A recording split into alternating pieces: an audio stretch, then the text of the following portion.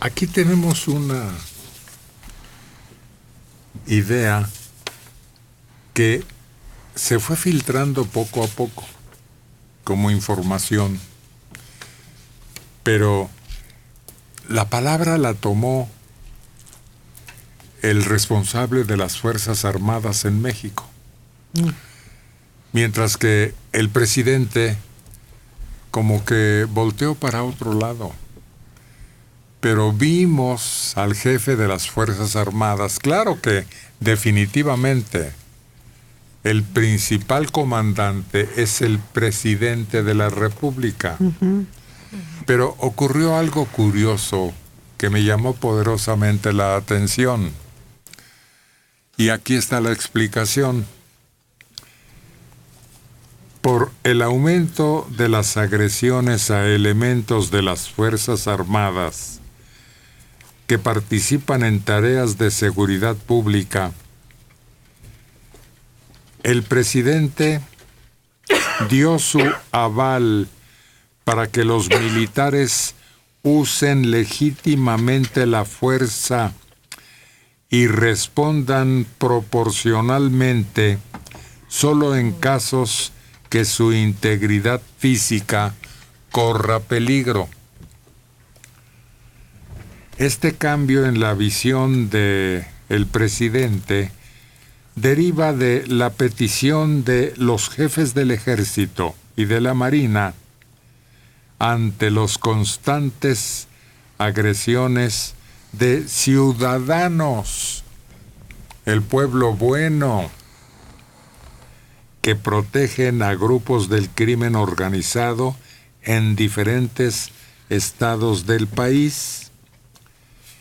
Y de ahí deriva un programa que muestra las agresiones, las humillaciones, lo que han recibido de pedradas y golpes de garrotes. La lista es larga, ¿eh? No nos vamos a detener en revisarla porque hemos ido reseñando conforme ocurren en diferentes fechas. Pero en lo que va de 2019, al menos una decena de agresiones han sufrido elementos militares de parte de pobladores. Así que los militares, dijo el jefe del ejército, podrán usar legítimamente la fuerza y responderán proporcionalmente en casos de que su integridad física corra peligro. Está claro, ¿no? Sí. No, yo no. Lo único que yo veo que no está claro es que queda a criterio. Mi integridad corrió peligro por... Y hay una gradación muy grande de insultos, pedradas X, lo que signifique que corre peligro mi integridad. No, yo creo que no, porque van a ser dotados de cámaras que ya hay un grupo que las usa. Entonces, si la demostración queda registrada, sí, ahí, Tomás. Allí sí ya no es tanto la cuestión del criterio, sino de los hechos. Ahora, ¿cómo van a hacerse respetar? No, eso sí.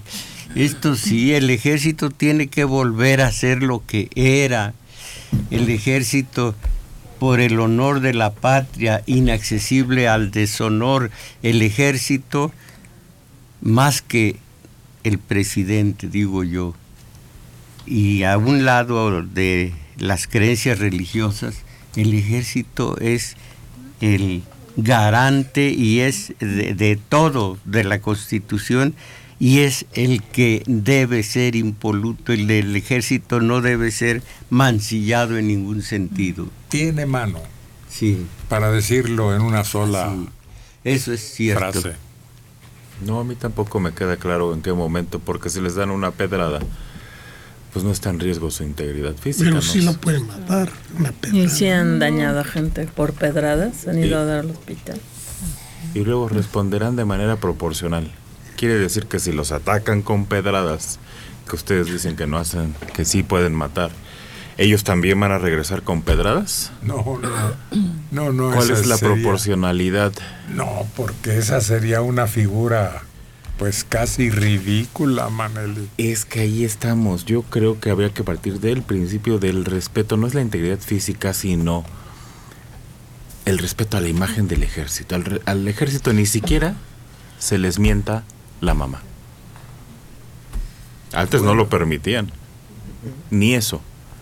Tenemos que regresar a ese tipo de no quiero decir represión, a ese tipo de respeto que te tenía el ejército, donde ni una mentada, y el ejército entraba y se cuadraba a la gente, porque solo así vamos a lograr orden.